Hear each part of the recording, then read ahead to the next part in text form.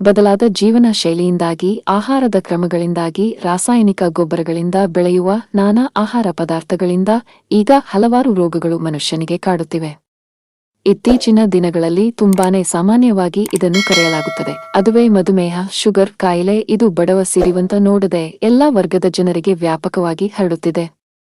ಸಕ್ಕರೆ ಕಾಯಿಲೆ ಬಂದರೆ ಇದರ ಪರಿಣಾಮ ಬಹಳ ದೊಡ್ಡದು ಎಂದು ಹೇಳಲಾಗುತ್ತದೆ. ಇದು ಮನುಷ್ಯನ ಅಂಗಾಂಗಕ್ಕೆ ಹಾನಿ ಉಂಟುಮಾಡುತ್ತದೆ ಎಂದು ಹೇಳುತ್ತಾರೆ. ಆದರೆ ಸಕ್ಕರೆ ಕಾಯಿಲೆ ಅದೇನು ದೊಡ್ಡ ರೋಗವಲ್ಲ. ಇದನ್ನು ಹತೋಟಿಯಲ್ಲಿ ಇಟ್ಟುಕೊಂಡರೆ ಸಾಮಾನ್ಯ ನೆಗಡಿ, ಜ್ವರದಂತೆ ಇದನ್ನು ನೋಡಬಹುದಾಗಿದೆ. ಹಿಂದಿನ ಕಾಲದಲ್ಲಿ ತರಕಾರಿಗಳಾಗಲಿ ಹಣ್ಣುಗಳಾಗಲಿ ಯಥೇಚ್ಛವಾಗಿ ಬೆಳೆಯುತ್ತಿರಲಿಲ್ಲ. ರಾಸಾಯನಿಕ ಗೊಬ್ಬರಗಳನ್ನು ಬಳಸುತ್ತಿರಲಿಲ್ಲ. ಆದ್ದರಿಂದ ಅವರ ಜೀವನ ಶೈಲಿ ತುಂಬಾ ಉತ್ತಮವಾಗಿತ್ತು. ನೂರಾರು ವರ್ಷ ಕಳೆದರೂ ಅವರಿಗೆ ಯಾವುದೇ ಕಾಯಿಲೆ ಬರದಂತೆ ಅವರ ದೇಹ ಅವರನ್ನು ಕಾಪಾಡುತ್ತಿತ್ತು. ಆಗಿನ ಜನರು ನೂರಾರು ಸೊಪ್ಪು ಗಿಡಮೂಲಿಕೆಗಳನ್ನು ಅಡಿಗೆಯಲ್ಲಿ ಬಳಸುತ್ತಿದ್ದರು. ಆಗಿನ ಜನರಿಗೆ ತರಕಾರಿಗಳು ಸಿಗುತ್ತಿರಲಿಲ್ಲ. ಬೆಳೆಯುವುದು ತುಂಬಾನೇ ಕಮ್ಮಿ ಆಗಿತ್ತು. ತರಕಾರಿಗಳನ್ನು ತಿನ್ನದೇ ನೂರಾರು ವರ್ಷಗಳ ಕಾಲ ಯಾವುದೇ ರೋಗ ಬರದಂತೆ ಅವರು ಬಳಸುತ್ತಿದ್ದ ಏಕೈಕ ಸಂಜೀವಿನಿ ಎಲೆ ಎಂದರೆ ಅದೇ ಅಡವಿ ಸೊಪ್ಪು. ಈ ಅಡವಿ ಸೊಪ್ಪಿನಲ್ಲಿ ನೂರಾರು ರೀತಿಯ ವರ್ಗಗಳಿವೆ. ಈಗಿನ ಜನರ ಕಾಯಿಲೆಗಳಿಗೆ ಆಗಿನ ಜನರು ಬಳಸುತ್ತಿದ್ದ ತರಕಾರಿ ಸೊಪ್ಪುಗಳು ರಾಮಬಾಣ ಎಂದು ವಿಜ್ಞಾನ ಹೇಳುತ್ತಿದೆ. ಆಗಿನ ಕಾಲದಲ್ಲಿ ಸಿಗುತ್ತಿದ್ದ ಆ ಅಡವಿ ಸೊಪ್ಪುಗಳ ವರ್ಗಗಳು ಯಾವುವು ಎಂದು ನಿಮಗೆ ಈಗ ತಿಳಿಸಿಕೊಡುತ್ತೇನೆ. ಮೊದಲನೇದಾಗಿ ಪಾಲಕ್ ಸೊಪ್ಪು.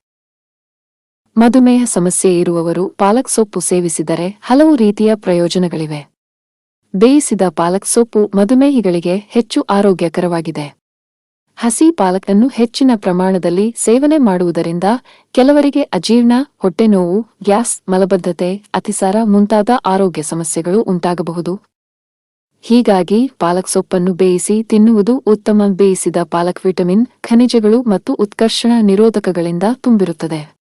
ಇದು ಮಧುಮೇಹಿಗಳಿಗೆ ಹೆಚ್ಚಿನ ಆರೋಗ್ಯವನ್ನು ನೀಡುತ್ತದೆ. ಕಡಿಮೆ ಕ್ಯಾಲೋರಿ ಆಹಾರವಾದ ಪಾಲಕ್ನಲ್ಲಿ ಫೈಬರ್ ಅಂಶ ಅಧಿಕವಾಗಿರುತ್ತದೆ.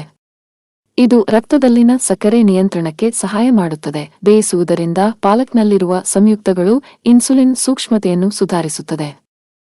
ರಕ್ತದಲ್ಲಿನ ಗ್ಲೂಕೋಸ್ ನಿಯಂತ್ರಣಕ್ಕೆ ಸಹಾಯ ಮಾಡುತ್ತದೆ.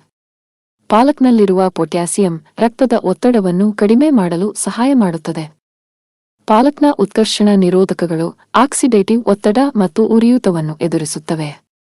ಇದು ಮಧುಮೇಹಿಗಳಿಗೆ ಉಂಟಾಗುವ ತಲೆನೋವಿಗೆ ಪರಿಹಾರವನ್ನು ನೀಡುತ್ತದೆ. ಪಾಲಕ್ ಸೊಪ್ಪು ಸೇವಿಸುವುದರಿಂದ ಅನೇಕ ರೋಗ ನಿರೋಧಕ ಶಕ್ತಿ ಹೆಚ್ಚಾಗುತ್ತದೆ. ಹೆಚ್ಚಾಗಿ ಸೊಪ್ಪುಗಳನ್ನು ಸೇವಿಸಿ ಆರೋಗ್ಯದಿಂದಿರಿ. ಧನ್ಯವಾದಗಳು. ಆರೋಗ್ಯ ಮಾಹಿತಿಗಾಗಿ ಸಬ್ಸ್ಕ್ರೈಬ್ ಮಾಡಿ ನಮ್ಮ ಚಕ್ರವ್ಯೂಹ ನ್ಯೂಸ್ ಚಾನೆಲ್ನ.